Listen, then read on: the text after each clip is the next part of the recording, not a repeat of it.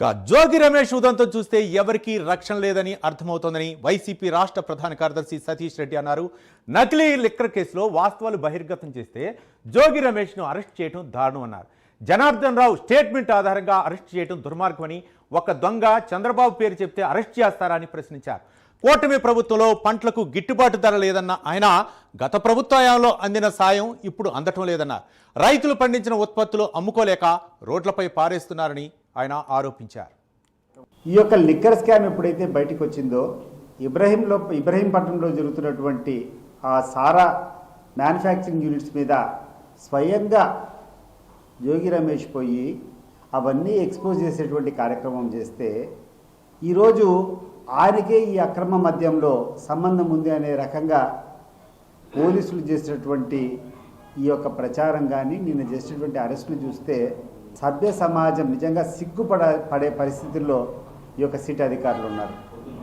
ముఖ్యంగా ఒక దోషి ఎవరైతే అక్రమాలు చేశాడో, ఎవరైతే అన్యాయం చేశాడో, ఎవరైతే ఈ యొక్క లిక్కర్ స్కామ్ పాల్పడినాడో తెలుగుదేశం పార్టీకి సంబంధించినటువంటి ఆ జనార్దన్ రావు అనేటువంటి వ్యక్తి ఇచ్చినటువంటి ఒక స్టేట్మెంట్ ఆధారంగా అరెస్ట్ చేయడం అనేది చాలా దారుణం.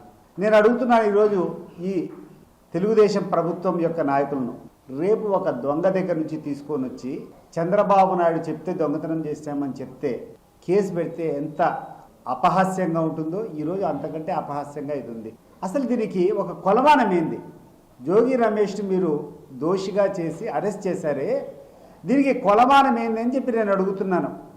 జనార్దన్ రావు అనేటువంటి వ్యక్తి ఆయన ఇచ్చినటువంటి వాగ్మూలం కాకుండా ఒక తప్పు చేసినటువంటి ఇచ్చినటువంటి ఒక స్టేట్మెంట్ మినహా ఏమైనా సాక్ష్యాలు ఉన్నాయా?